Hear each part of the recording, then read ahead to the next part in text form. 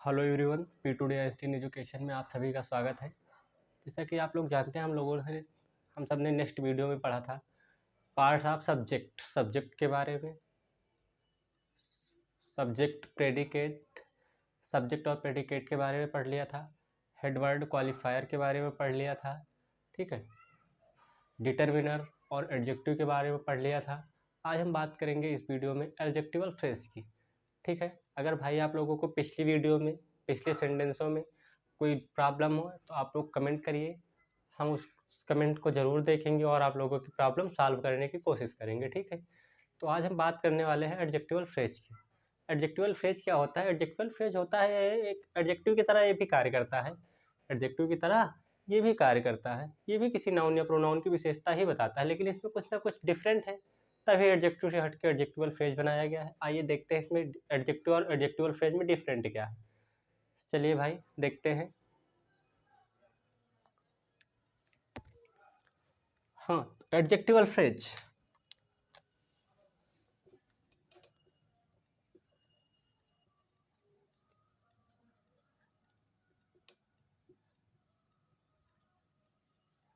Adjectival phrase होता क्या है भाई? चलो देखते हैं भाई जल्दी से। जिस प्रकार एडजेक्टिव किसी नाउन या प्रोनाउन की विशेषता बताते हैं, जिस प्रकार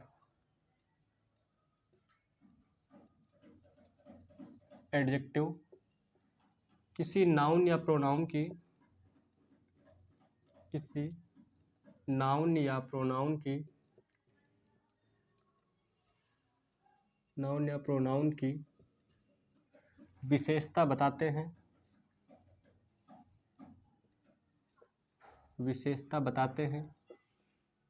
हैं, जिस प्रकार एडजेक्टिव किसी नाउन या प्रोनाउन की विशेषता बताते हैं, उसी प्रकार एडजेक्टिवल फ्रेज भी नाउन या प्रोनाउन की विशेषता बताते हैं। उसी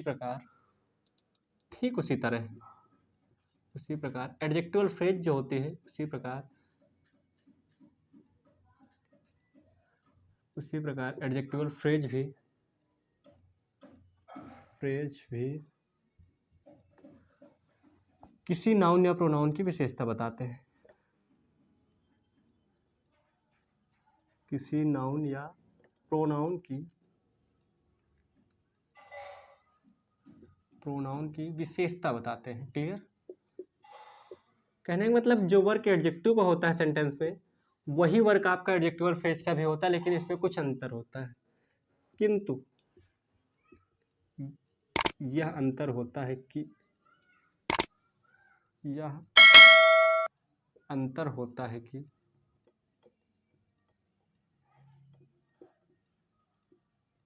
चलिए देखते हैं एडजेक्टिव और एडजेक्टिवल फ्रेज दोनों में डिफरेंट क्या है, ठीक है। आइए देखते हैं। पहला डिफरेंट है आपका, ध्यान दीजिएगा भाई, सभी लोग ध्यान दीजिए। किसी को कोई अगर प्रॉब्लम है तो आप लोग कमेंट जरूर करके बताइएगा, ठीक है। An adjective is a word that used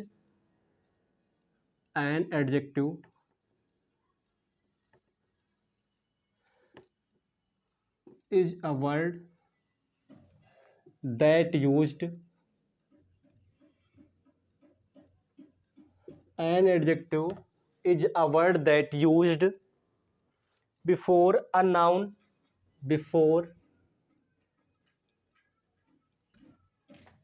noun clear? First condition, an adjective is a word that used before a noun. Clear? Adjective केवल एक शब्द होता है जो वाक्य से पहले लिखा जाता है। एडजेक्टिव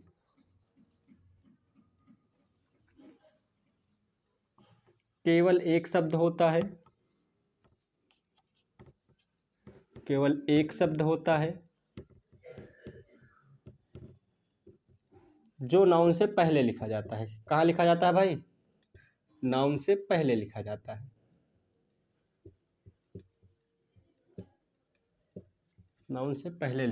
है।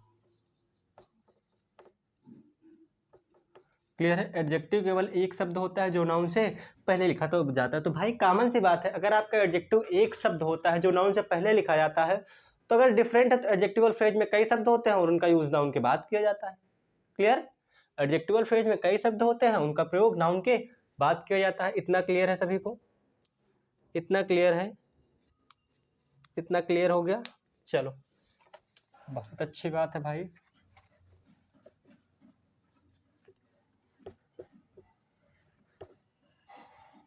चलो सेकंड देखते हैं, सेकंड क्या है इसमें। सेकंड डिफरेंट क्या है दोनों के बीच में। An adjectival phrase is a group of words that use before after noun. इसमें बिफोर नाउन था, उसमें after noun. An adjectival phrase,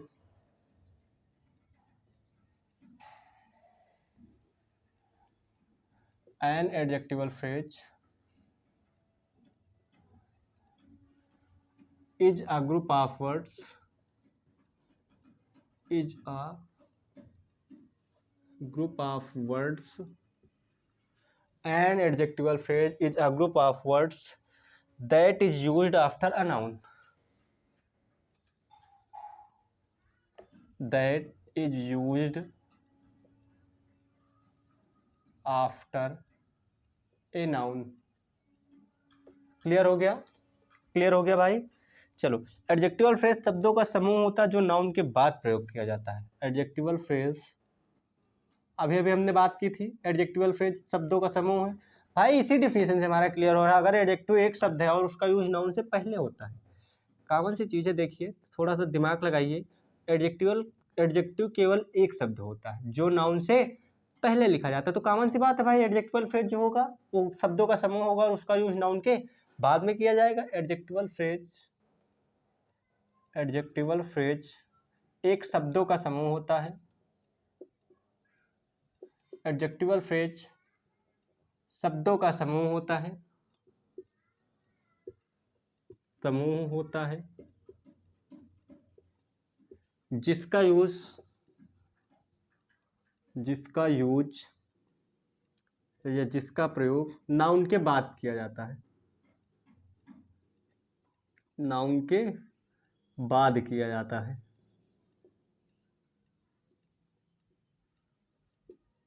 clear है भाई सभी को? क्लियर है? चलो आइए अब कुछ एग्जाम्पल देखते हैं, तो शायद उससे एग्जाम्पल से हम लोगों को और क्लियर हो जाए। जो हमारे मन में कुछ डाउट्स चल रहे हैं शायद वो एग्जाम्पल से क्लियर हो जाए। आइए देखते हैं एग्जाम्पल देखते हैं भाई।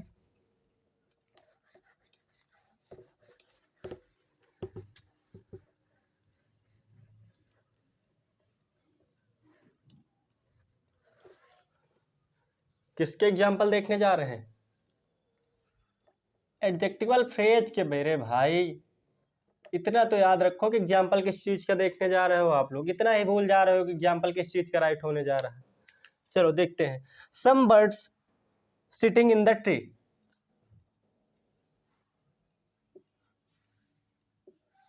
सम बर्ड्स आपका क्या है? Sitting in the tree.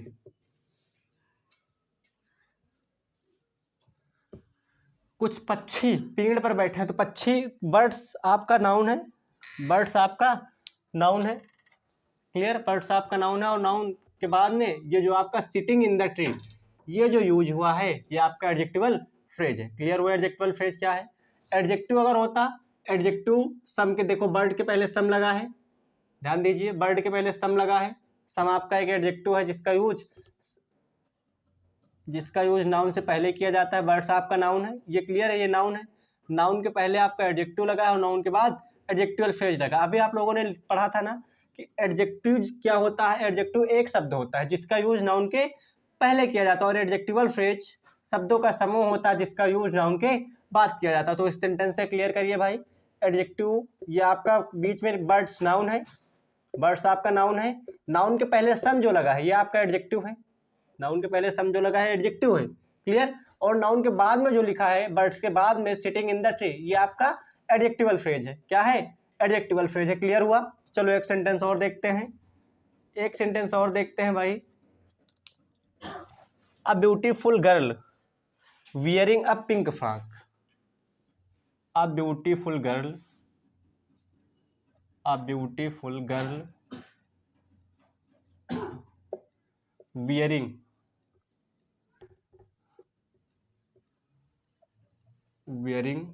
A pink frock.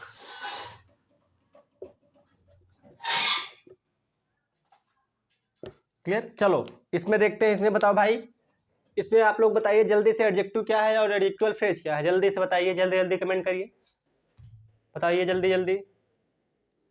चलिए आइए देखते हैं। देखिए कॉमन से वर्ड पकड़िए बेटा, गर्ल। मेरे भाई ये वर्ड आप लोग गर्ल देख रहे हो, गर्ल आपका नाउन है, ये क्लियर है। गर्ल के पहले गर्ल की विशेषता बताई जा रही है ना, कि कैसी लड़की है, सुंदर लड़की। विशेषता बताने वाले शब्द क्या कहलाते हैं, एडजेक्टिव कहलाते हैं। क्या कहलाते हैं, एडजेक्टिव कहलाते हैं। तो ब्यूटीफुल क्या हुआ आपका, एडजेक्टिव हुआ। गर्ल क्या हुआ, नाउन हुआ। गर्ल आपका क्या हुआ, नाउन हुआ। क्लियर। इसी के बाद की अगर बात की जाए, वियरिंग अ पिंक फ्रॉक, तो वियरिंग अ पिंक फ्रॉक यहाँ से लेके आपका ये यहाँ तक आपका ये एडजेक्टिवल फ्रेज है। क्या है, एडजेक्टिवल फ्रेज। क्लियर है सभी को, एडजेक्टिव और एडजेक्टिवल फ्रेज, एडजेक्टिव और एडजेक्टिवल फ्रेज दोनों में क्या डिफरेंट है, सभी को क्लियर हो गया। अगर नाउन के पहले यूज है, अगर नाउन के पहले यूज है तो आपका एडजेक्टिव है। अगर नाउन के बाद में यूज किया गया है, नाउन के बाद में यूज किया गया तो वो आपका एडजेक्टिवल फ्रेज है। कॉमन सी बात है, नाउन के पहले है तो एडजेक्टिव है। भाई सिंपल सी बात है, अगर नाउन के पहले है तो एडजेक्टिव है, अगर नाउन के बाद में है तो एडजेक्टिवल फ्रेज है। श्योर। चलिए बहुत अच्छी बात है। क्लियर हो गया सभी को ना, क्लियर हो गया ना सभी को। चलिए आगे देखते हैं। एक नोट पॉइंट है, ध्यान दीजिएगा, नोट पॉइंट है, ध्यान दीजिएगा। चलिए देखते हैं नोट पॉइंट में क्या है। अगर वाक्य में, अगर वाक्य में डिटर्मिनर, एडजेक्टिव,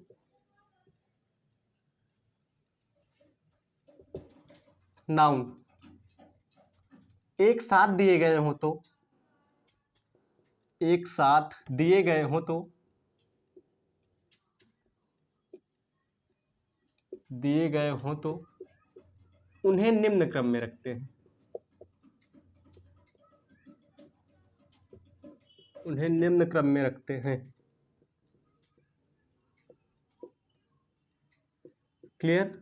डिटर्मिनर, एडजेक्टिव और नाउन अगर तीनों सेंटेंस में एक साथ दिए गए हैं तो उनको किस क्रम में रखेंगे, आइए देखते हैं। सबसे पहले हम डिटर्मिनर रखेंगे। क्या, डिटर्मिनर, डिटर्मिनर, डिटर्मिनर के बाद एडजेक्टिव, एडजेक्टिव, एडजेक्टिव के जस्ट बाद नाउन।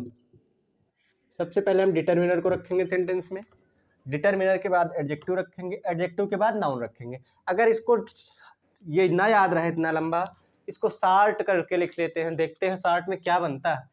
डिटर्मिनर से डी निकाल लेते हैं, एडजेक्टिव से ए निकाल लेते हैं और नाउन से एन निकाल लेते हैं। क्या हो गया, डान। ये तो याद रहेगा भाई।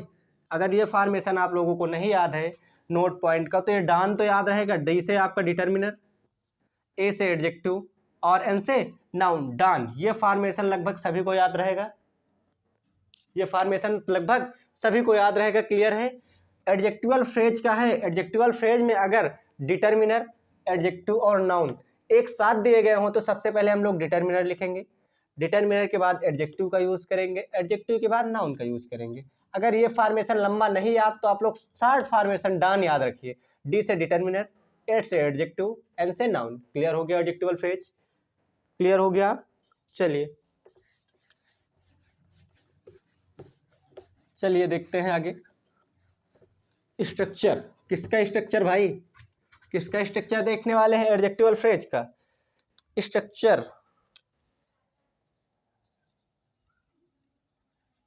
Structure of, structure of subject, structure of subject. Subject का स्ट्रक्चर क्या है, सब्जेक्ट को किस अकॉर्डिंग सुटेबल करेंगे, चलिए देखते हैं। डिटर्मिनर, सबसे पहले तो हम लोग डिटर्मिनर, यही डार वाला फॉर्मेशन लिखेंगे सबसे पहले। डिटर्मिनर के बाद एडजेक्टिव, डिटर्मिनर के बाद एडजेक्टिव, एडजेक्टिव के बाद एडजेक्टिवल फ्रेज,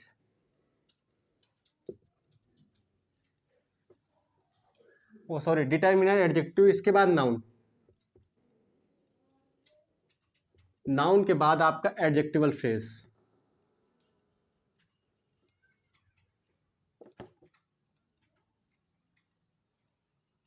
देख लीजिए एक बार स्ट्रक्चर सभी लोग, स्ट्रक्चर एक बार सभी लोग देख लीजिए, स्ट्रक्चर एक बार सभी लोग देख लीजिए। चलिए क्लियर हो गया, एडजेक्टिवल फ्रेज भी आप लोगों का आज क्लियर हो गया। इसके बाद हम बात करेंगे, आप सब्जेक्ट के वर्ड तो क्लियर हो गए, अब हम बात करने वाले हैं प्रेडिकेट की। ठीक है, parts of predicate. Parts of predicate क्या होता है, आइए ये जानते हैं। प्रेडिकेट की डिफिनीशन सभी को क्लियर थी, पीछे डिफिनीशन वगैरह प्रेडिकेट की बता दी गई थी, सब्जेक्ट और प्रेडिकेट की एक साथ बता दी थी मैंने। क्लियर है आप लोगों को? चलिए आज बात करेंगे पार्ट्स ऑफ प्रेडिकेट।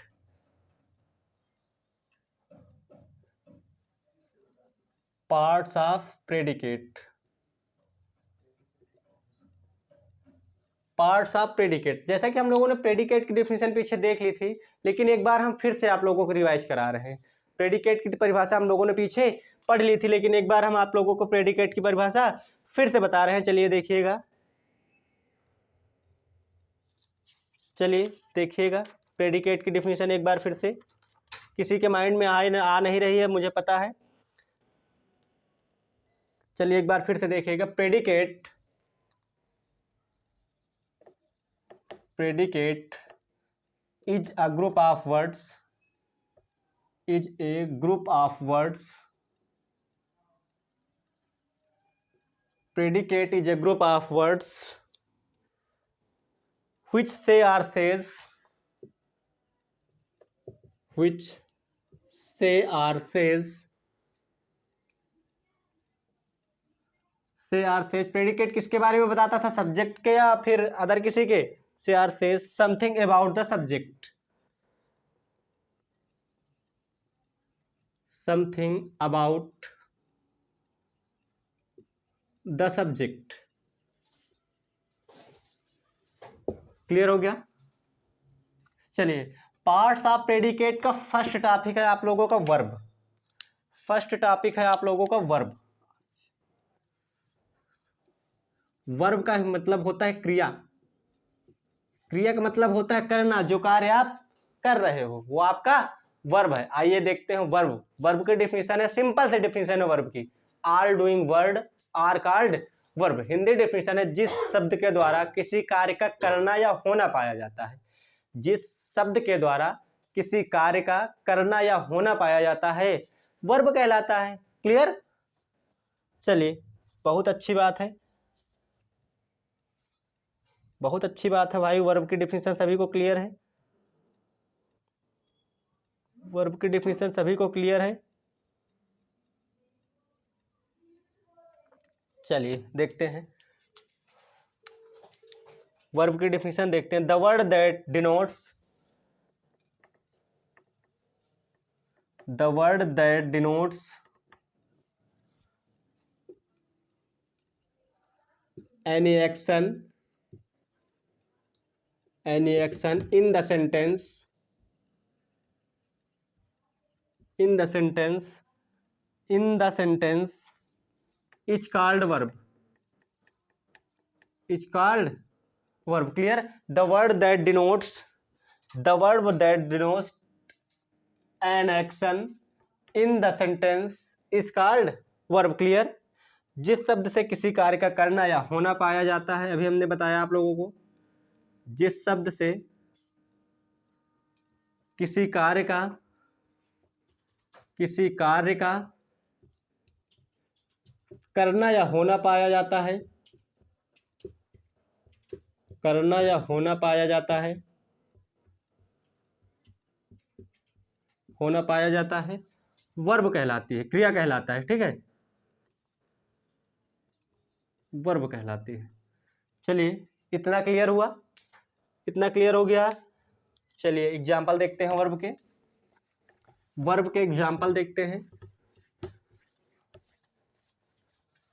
वर्ब की बात शायद हमने इस वर्ब में ऑक्सिलरी वर्ब की बात इंट्रोगेटिव सेंटेंस में की थी। इंट्रोगेटिव सेंटेंस में जब मैं आप लोगों को यस या नो टाइप सेंटेंस पढ़ा रहा था तो उसमें मैंने ऑक्सिलरी वर्ब की बात की थी। चलिए देखते हैं example.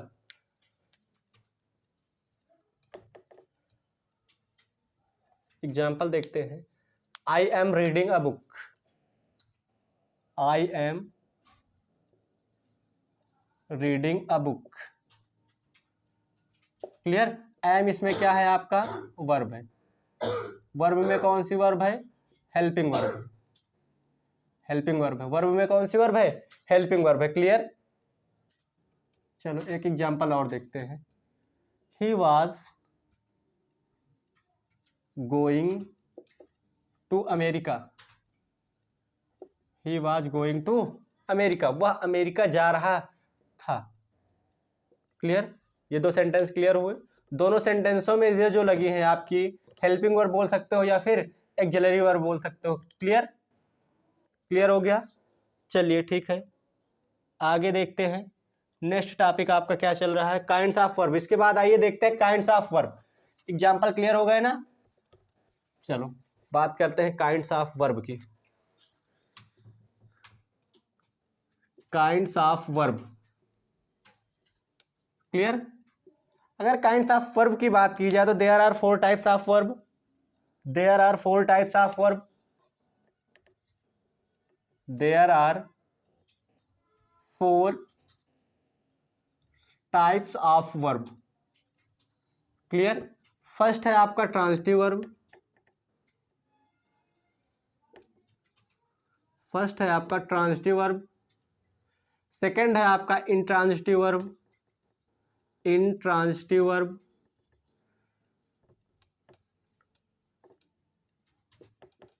Intransitive verb.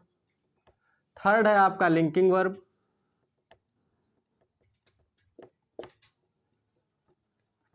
Linking verb. And fourth है आपका auxiliary verb.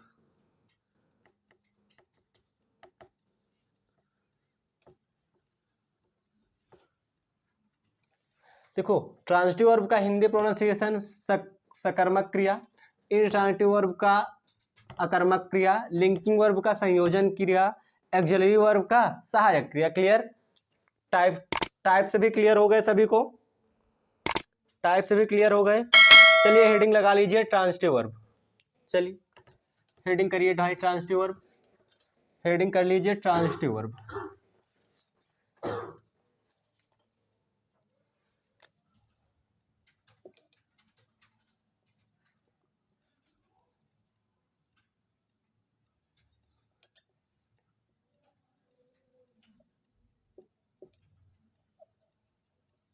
Transitive verb. Clear. Transitive verb की डेफिनेशन देखिए। The verb used with an object. The verb used with an object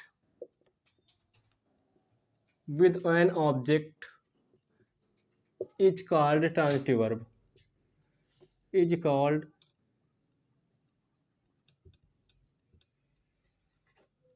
Is called transitive verb. Clear. एक definition तो ये हो गई। दूसरी डिफिनेशन देखते हैं।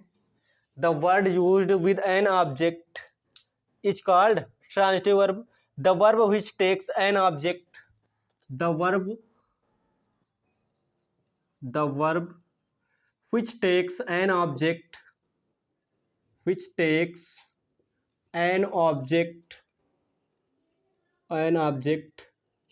is called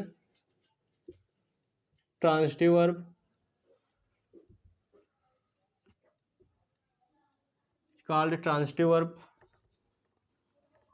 clear. एक डिफिनेशन इसकी और देखते हैं। एक डिफिनेशन और देखते हैं। The verb which requires an object. The verb which requires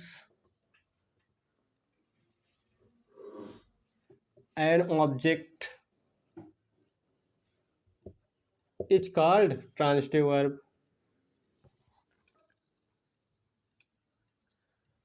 It's called transitive verb. Clear. Verb की हमने 3 डेफिनेशन देखी है। The verb used with an object is called transitive verb, the verb which takes an object is called transitive verb, the verb which requires an object is called transitive verb. Clear हो गया? Clear हो गया सभी को? Clear हो गया। चलिए देखते हैं इसके हिंदी डेफिनेशन देखते हैं। इसकी हिंदी डेफिनेशन देखते हैं। जिस वर्ब के साथ ऑब्जेक्ट का प्रयोग होता है,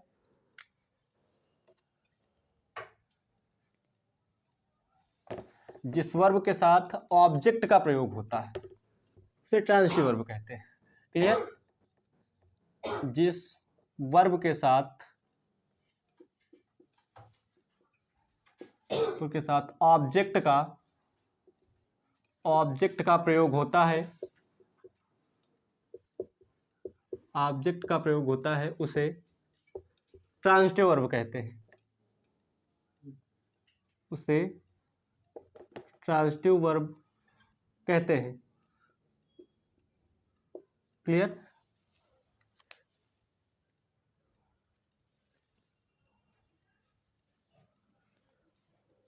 क्लियर हो गया। चलिए अगर भाई डेफिनेशन से आप लोगों को क्लियर नहीं हुआ है तो हम आप लोगों को ये कोशिश करेंगे कि एग्जाम्पल से क्लियर हो जाए, एग्जाम्पल से ट्रांजिटिव वर्ब क्लियर हो जाए। कोशिश करते हैं एक बार और। अगर डेफिनेशन से क्लियर नहीं है तो एक बार और कोशिश करेंगे भाई। सफलता के लिए बहुत मेहनत करनी पड़ती है भाई। मान लीजिए हमें डेफिनेशन से नहीं क्लियर हो रहा है ट्रांजिटिव वर्ब, हम एग्जाम्पल से देखेंगे, कहीं ना कहीं से तो क्लियर होगा ही। एग्जाम्पल देखते हैं ट्रांजिटिव वर्ब का। फर्स्ट एग्जाम्पल देखते हैं ट्रांजिटिव वर्ब का। I drink wine, I drink wine. First example देखते हैं, आई ड्रिंक वाइन। ध्यान दीजिएगा भाई सभी लोग, आई तो आपका सब्जेक्ट हुआ, इससे कोई मतलब नहीं। सब्जेक्ट कौन सा कार्य कर रहा है सेंटेंस में? ड्रिंक, पीने का, तो आपकी ये क्या हुई? वर्ब हुई। ये क्या हुई? वर्ब हुई। और क्या पी रहा? अगर आपको वाइन हटा दिया जाए तो आई ड्रिंक, मैं पी रहा हूं क्या? क्लियर नहीं है ना? मैं पी रहा हूं, क्या पी रहा हूं? क्लियर नहीं है ना? तो लास्ट में जो वाइन वर्ड लगा है ये आपका क्या है? ये आपका क्या है भाई बताइए जल्दी से, ये आपकी कौन सी वर्ब है? Transitive verb. तो ट्रांजिटिव वर्ब ये नहीं, ये है वाइन के पहले, क्योंकि ड्रिंक के साथ वाइन का यूज हुआ। अगर ड्रिंक को हटा दिया जाए तो वाइन का कोई मतलब नहीं मिलेगा। आई वाइन, मैं शराब, इस सेंटेंस का क्या मतलब हुआ भाई? आई सेंटेंस, मैं वाइन, आई वाइन, मैं शराब, इसका क्या मतलब हुआ? अगर ये आपका ड्रिंक के साथ वाइन का यूज हुआ है तो इसमें ट्रांजिटिव वर्ब आपकी ड्रिंक है। क्लियर? क्लियर हुआ? क्लियर हुआ? चलो एक सेंटेंस और देखते हैं, अभी कुछ लोगों को डाउट है तो एक सेंटेंस और देखते हैं। She is writing a letter, she is writing a letter. चलिए देखते हैं, फिर से ध्यान दीजिएगा जिसको क्लियर नहीं हुआ। सी आपका तो ये तो सब्जेक्ट हुआ, इससे कोई मतलब नहीं। सब्जेक्ट हुआ, इज आपकी हेल्पिंग वर्ब या ऑक्सिलरी वर्ब हुई। राइटिंग अ लेटर, अब इस पे देखते हैं राइटिंग अ लेटर। अगर आप राइटिंग वर्ड रिमूव कर दें, चलिए हम मान लेते हैं राइटिंग वर्ड हमारा नहीं है बीच में, ठीक, राइटिंग वर्ड हमारा नहीं बीच। अब देखते हैं she is letter, she is a letter, कोई मतलब नहीं। अगर ए लेटर को हटा दे राइटिंग कर दे, ए लेटर को हटा दे तो राइटिंग कर दे। सी इज राइटिंग, वह लिख रही है क्या, तब भी हमारा क्वेश्चन बन रहा है ये क्या लिख रही है भाई, क्वेश्चन बन रहा है ना। तो इसके इस क्वेश्चन को कंप्लीट करने के लिए, इस क्वेश्चन को कंप्लीट करने के लिए जिस वर्ड का यूज किया जाता है वो होता है आपका ऑब्जेक्ट। क्या होता है? क्लियर? और किसके लिए यूज हो रहा है? राइटिंग के लिए। तो राइटिंग कौन सी वर्ब हुई? Transitive verb. कौन सी वर्ब हुई? Transitive verb. क्लियर हो गया सभी को? ध्यान से देख लीजिए एक बार, क्लियर हो गया सभी को?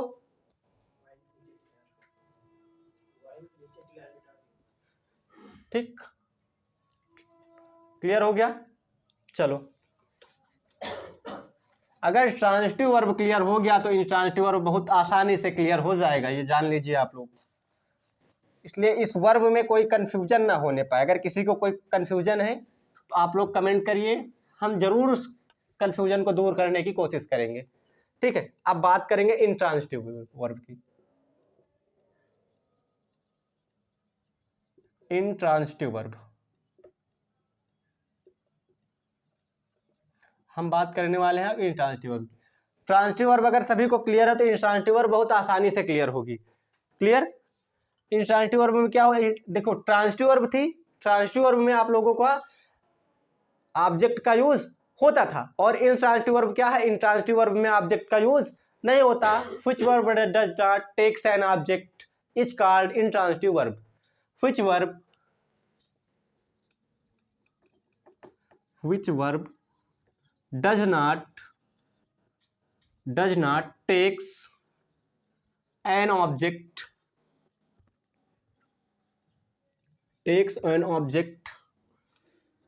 is called intransitive verb।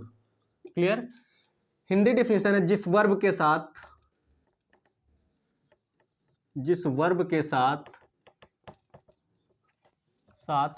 Object का प्रयोग नहीं होता है,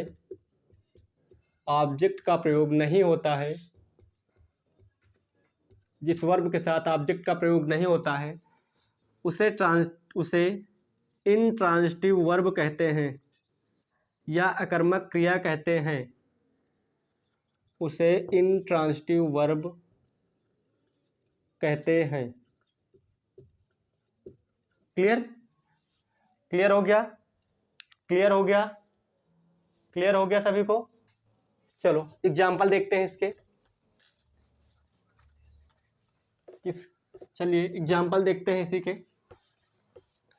एग्जाम्पल देखते हैं भाई इसके इंट्रांजिटिव के। ट्रांजिटिव वर्ब के एग्जाम्पल से क्लियर हुआ था, शायद इंट्रांजिटिव वर्ब के भी एग्जाम्पल से क्लियर हो जाए। आई स्लीप, फर्स्ट सेंटेंस लेते हैं, आई स्लीप, मैं सोता हूं। अब ये आप लोग बताओ, क्या सोने के लिए आप लोगों को किसी चीज की जरूरत होती है? अगर आपको नींद आ गई है तो सोने के लिए किसी चीज की जरूरत है? आप जहां हैं वहीं सो जाओगे, कॉमन सी बात, आप जहां हो वहीं सो जाओगे भाई। अगर आपको नींद आ रही है तो आप जहां हैं वहीं सो जाएंगे, सोने के लिए किसी प्लेस की जरूरत नहीं है। इसलिए आपका स्लीप क्या हुआ, इंट्रांजिटिव वर्ब। क्या हुआ? Intransitive verb. क्लियर हुआ? क्लियर है? चलो एक एग्जाम्पल और देखते हैं। Laxmibai fought bravely. Laxmibai fought bravely. ये लक्ष्मीबाई कौन थी? चलो लक्ष्मीबाई के बारे में लगभग सभी लोग जानते हैं कौन थी। चलो इस सेंटेंस में हमें ये बताओ कि इंट्रांजिटिव वर्ब कौन से? लक्ष्मीबाई ये तो आपका सब्जेक्ट हो गया, ब्रेवली ये आपका एडजेक्टिव है ना। ब्रेव मीन्स बहादुर, किसी की विशेषता बताई जा रही ना, तो ये आपका एडजेक्टिव हुआ। लेकिन अगर लक्ष्मीबाई बहादुर से अगर हम फाइट को हटा दें तब भी हमारा सेंटेंस का सेंस एकदम कंप्लीट है। लक्ष्मीबाई ब्रेवली, लक्ष्मीबाई बहुत बहादुर थी, बहुत महान थी। लक्ष्मीबाई फॉट ब्रेवली, लक्ष्मीबाई बहुत बहादुरी के साथ लड़ी। अगर यहाँ हम फाइट की सेकंड फॉर्म फाट का यूज ना करें तब भी सेंटेंस हमारा कंप्लीट है, यूज करें तब भी कंप्लीट है। तो ये आपका फाट क्या है? Intransitive verb. क्लियर हुआ? क्लियर हो गया सभी को? चलो इंट्रांजिटिव क्लियर हो गया। किसी को कोई डाउट तो नहीं है भाई इसमें? चलो आगे देखते हैं। इसके बाद शायद हम लोगों की का थर्ड लिंक वर्ब की वो थी लिंकिंग वर्ब। क्या थी? Linking verb. लिंकिंग वर्ब तो भाई इसकी चर्चा हम नेक्स्ट वीडियो में करेंगे।